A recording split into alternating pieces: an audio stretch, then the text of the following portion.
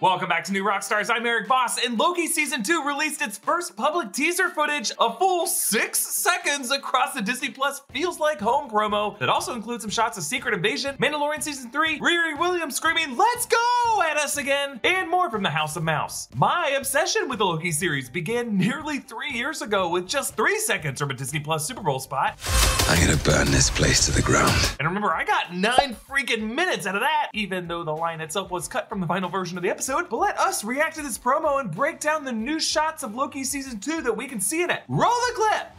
You ready for an adventure? Yes. Oh. We know. 2023 on Disney Plus. I'm excited for that. It's going to be quite a year. Ahsoka! New stories. This is just the beginning. Oh, Definitely. Secret New Invasion. faces. Peter Pan? Peter Pan's not a new face. We've seen like Some 12 of familiar them. ones too. Hang on. Oh, I'm so excited for this Like too. this handsome fellow. A little over the top, don't you think? I don't think so. There's only one place that's home to all of this and so much more. Disney Plus. Okay. So it sounds like they used Tom Hiddleston as the narrator for all of this, and I guess I don't really care if it sounds like an episode of the Great British Baking Show. I am here for Loki being the voice of all of Disney Plus. In fact, I'm pretty sure Noel Fielding is a Loki variant. So our first shot of Loki Season 2 shows Sophia DiMartino as Sylvie lounging on a sofa in a record store, spacing out as she listens to some music on headphones. Now there is this little monkey playing the guitar figurine behind her, and yeah, I actually took the time to track down this f***er. This is a vintage 50s toy from Japanese toy maker Alps, made of tin and felt. Batteries go into the little stereo drawer, and this monkey strums a guitar and sways and rocks his head out as his feet tap in little orange shoes. Now, normally he has a little green sombrero that goes on his head, but like Woody, with these old collector toys, the accessories often get lost. Oh, if only you had your hand-stitched polyvinyl hat! I found them! And I am now shipping them hard with Miss Minutes. I hope they fall in love. Now, this moment with Sylvie looks to be set sometime during the 1970s based on the headphones she's wearing. Also, Sylvie has the same jacket and the same haircut that she has in the set photos, in which she wears an orange 70s McDonald's uniform, so presumably she is unwinding after a long, stressful day working in fast food. But how does this Sylvie connect with the Sylvie we saw at the end of Season 1? Remember, she had just killed He Who Remains in the Citadel and caused the sacred timeline to rupture. One theory is that Sylvie could have actually ended up overtaking the TVA and become the villain variant Kate Dickie is playing in Season 2, and that Sylvie could be just using the facade of Kang and that big statue to instill fear and discipline among the TVA rank and file, which would lead to Loki and Mobius having to track down another Sylvie. But it's also possible that this is the same Sylvie and she's just wallowing in defeat, working for McDonald's in the 70s and hanging out with her monkey friend. Then we get a shot of Loki in the TVA cafeteria. I believe this was the scene from the trailer I saw in D23 where Loki tells Mobius, "I don't want you to think I'm the bad guy in all this." And Mobius says, "Well, who says you are?" And Loki responds, "Iron Man, Captain America, Hulk, Black Widow, Hawkeye, Phil Coulson, Thanos, Nick Fury, my father, my brother, Miss Minutes, you." And Mobius just shrugs and goes,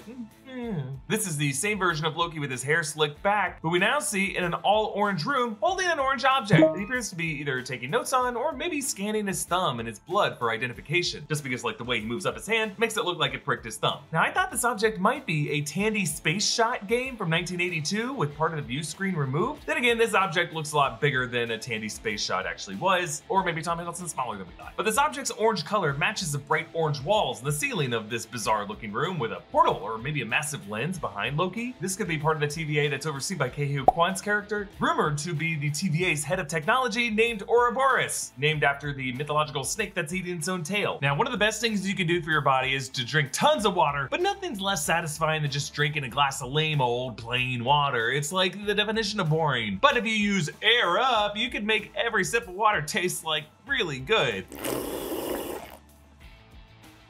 Ooh. Now see that's good water. I mean, it is just regular water, but it tastes like mango passion fruit because this ain't no regular water bottle, this is Air Up. Air Up is an easy way to make staying hydrated less boring. It adds flavor to your water with scent alone. So you can get all the water you need and all the flavor you want. No added powders or sugars or anything. It's really easy. You just take one of these flavor pods, you pop it on, and if you're ready to taste the magic of scent flavor, pull the pod up to activate the flavor. And now sip.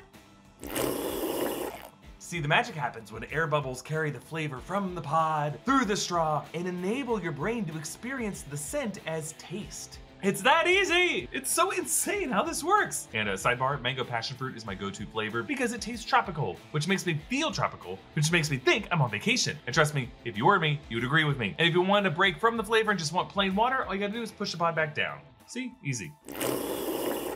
There you go, regular water, though it's the same liquid. And Air Up makes a great gift. Right now, there are a ton of discounted holiday bundles on Air Up's website that make perfect stocking stuffers for everybody on your list, because honestly, everybody needs water. If you're looking for some flavor variety, the Naughty List bundle has a green Air Up bottle. It comes with orange vanilla, raspberry lemon, and mango passion fruit flavor pod packs. There are other holiday bundles available as well, including Berry All the Way, Dashing Duo, and Bee Cherry and Bright. If you go now, you can take advantage of Air Up's holiday special to get a bundle for yourself or for whoever you buy gifts for 20 to 25% off. Each holiday bundle has everything you need to start your Air Up journey, but they'll only be available until December 26th, so hurry up and click the link in the description. Make sure you have yours in time for the holidays. Then Loki and Mobius are dressed to the nines for some event, and Mobius asks, a little over the top, don't you think? And then we see two additional Lokis, either variants or maybe duplications of this Loki that he cast. And then the D23 trailer, one of the Lokis responds, I think it's spot on. Now this location looks like a grimy alleyway off a side street. There's a lit motorcycle and overturned furniture and other odds and ends. On the walls are written various phrases, like on the left are the words less and more, maybe less is more. And then in the middle, why? Then by Mobius's head, piss off. And then on the right, the word stop. But then there's also this sign in the upper right reading to let, or maybe toilet. And then at the bottom of that sign, Richard something. Could be Ellison. Richard Ellison is an English cricketer during the 80s. It could be Richard Eli and Son. Richard Eli spelled with a Y was an American progressive in the early 20th century who advanced causes and organized labor. But it could also be Richard Elias & Co., with Elias & Company being the name of the gift shop in Disney parks, Elias Disney being Walt's father, Elias was Walt's middle name. So yeah, I'm trying to figure out where this is, but based on the Loki's tuxedos, that kind of formal wear with the frilled shirts and the floppy bow ties was really popular during the 1970s, so it might be connected to Sylvie's era. Then lastly, there's a real quick shot of Loki free falling through the TVA. Ah, this poor guy, always having to keep falling and falling and falling.